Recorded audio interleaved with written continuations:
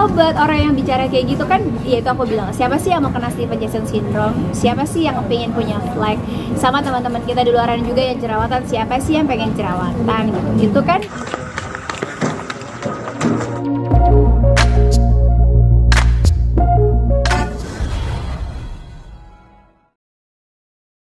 awam gitu ngerasa kan kayak, weh kalau artis tuh nggak ada pori-pori gitu, sempurna. Sebenarnya sih kita tuh manusia biasa juga yang sebenarnya ya kayak aku kan kemarin abis kena penyakit kan Steven Jackson syndrome dan masih ada bekasnya gitu. Jadi sebenarnya kayak ya tunjukin aja apa adanya, nggak usah takut. Tapi perawatan selama ini tetap jalan kan?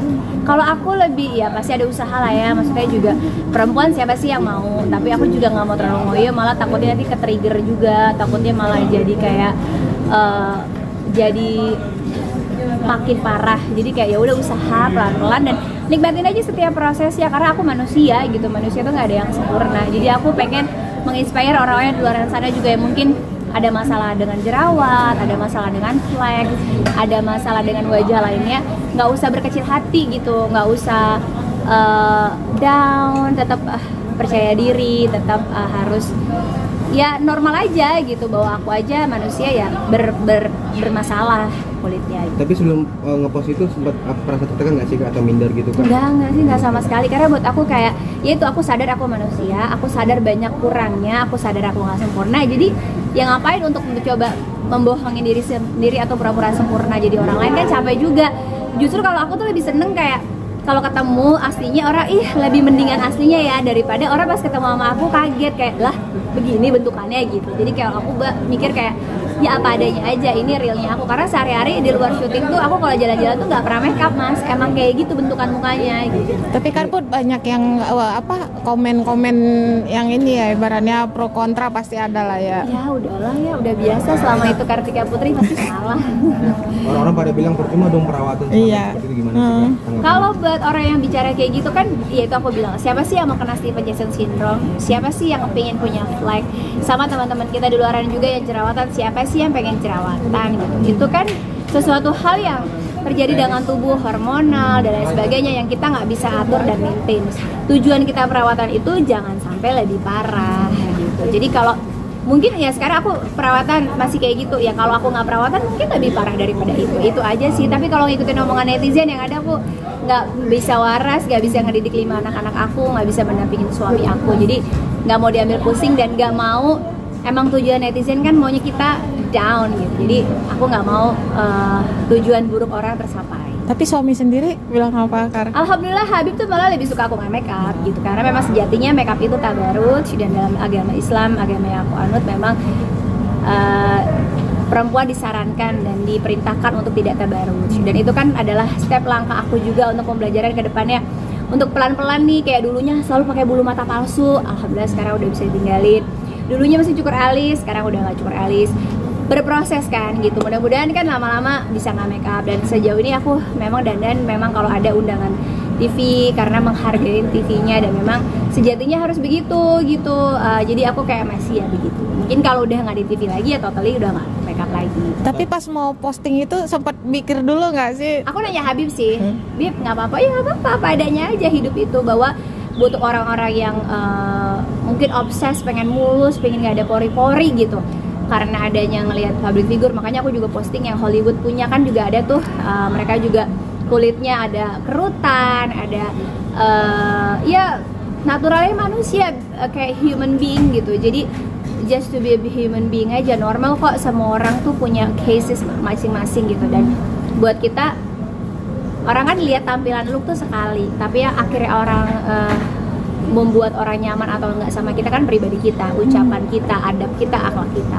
In the end-nya, seenak apapun orang, sebagus apapun tampilan luarnya, itu hanya untuk menolong sesaat. Ketika adab, akhlak, ucapan, adabnya dan nggak bahagia atau nggak baik, orang juga akan nggak nyaman sama kita. Tapi di rumah dokter sendiri soal apa namanya Kak, penghilangan fat vitamin yang di wajah Kak itu seberapa lama sih atau ada treatment khusus? Karena aku punya triggernya sensitive adjustment syndrome dan itu sensitif banget, memang itu tuh terjadi pembakaran yang sangat dahsyat di kulit aku. Jadi memang nggak bisa secara laser itu kan untuk bagian luar dan lapisan terluar kulit, sedangkan aku tuh terjadi di lapisan dalam kulit, makanya recovery-nya pasti akan makan waktu tahunan gitu. Jadi aku nikmatin aja.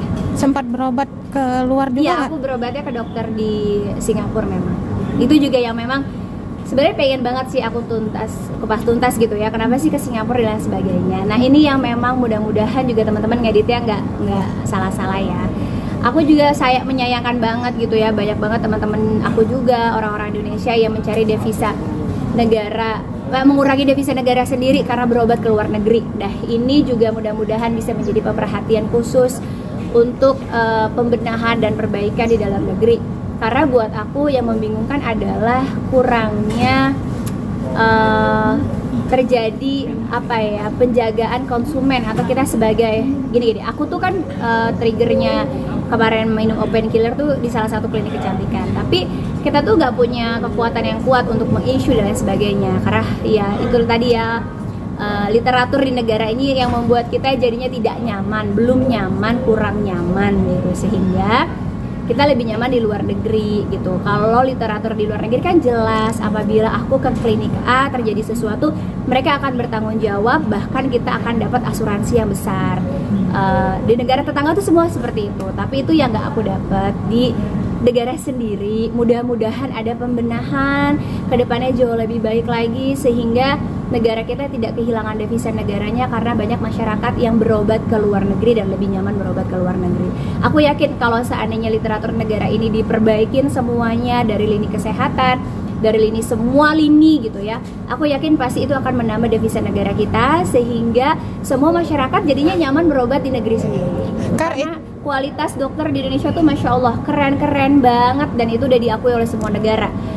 Cuman mungkin ada faktor-faktor yang tidak mensupport atau mendukung. Contoh obat, kayak aku tuh diresepin sama profesor di Indonesia itu sama persis dengan obat yang diresepin sama dokter di Singapura. Tapi kualitas obatnya yang berbeda. Sehingga obat yang aku dapat di sini tidak begitu bekerja di tubuh aku, mudah-mudahan karena reaksi tubuh aku aja. Dan yang satunya obat yang dari Singapura lebih bereaksi di tubuh aku. Nah, itu kan mudah-mudahan bisa menjadi masukan untuk pemerintahan kita untuk meningkatkan kualitas obat-obatan di Indonesia gitu, karena ingredientsnya sama persis. Kar, untuk mengobatin itu mau nggak mau kan bolak-balik nih ke sono dan kan menghabiskan budget juga nggak sih untuk ngobatin itu lu sendiri? Kalau ada rezekinya jalanin, kalau aku tuh hidup gitu, ada rezekinya ya aku jalan, kalau belum ada rezekinya ya aku tahan. Berarti kalau syuting numpukin bedaknya kudu banyak dong Kar? Juga sih, ini kan nggak tebal-tebal banget, gedeannya juga nggak ketutup juga, dan aku tuh nggak berusaha untuk menutupi juga, ya jadi diri aku sendiri aja. Gimana sih cara kakak sekarang mencoba penyakit ini, terus mencoba? Iya gini, orang hidup kita harus sadar manusia itu semuanya tuh milik Allah ya, tubuhnya, dirinya, jiwanya, raganya tuh milik Allah.